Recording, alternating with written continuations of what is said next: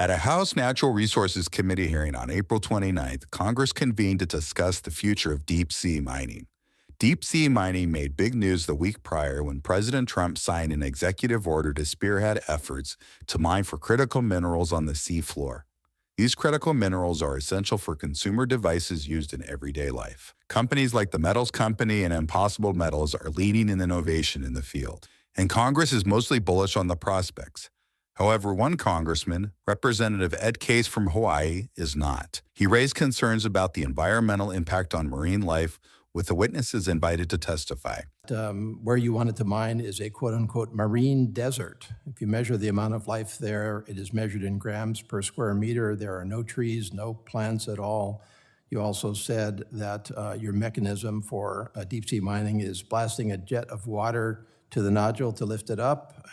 In this part of the ocean floor, there isn't much to impact to begin with. You stand by those statements? Thank you for the question. Yes, I do. Okay, and what is the basis, the scientific, environmental basis for your statements that basically there won't be any particular impacts from? Can you point to a specific study? Like you held up a bunch of paper there. Is that from the original act back in 1980, or is that more recent, or what's the basis for that statement?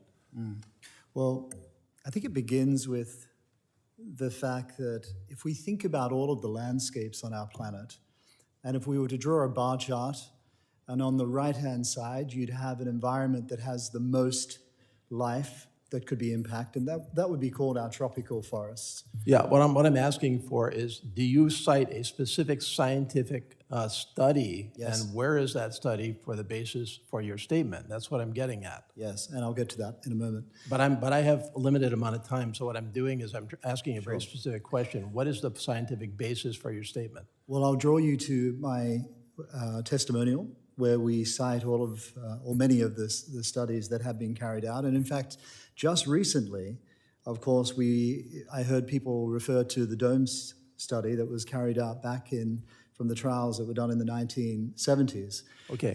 Our own studies, we revisited the area where we had collected nodules from in 2022. And when we went back a year later, we found that Foraminifera in the tracks had recovered 30% to pre-disturbance levels. Okay, so are those your studies, Mr. Barron? Well, they're studies we fund. Your company's studies? They're studies we fund. For more clips like this, stay tuned to Congress Clips, and thanks for watching.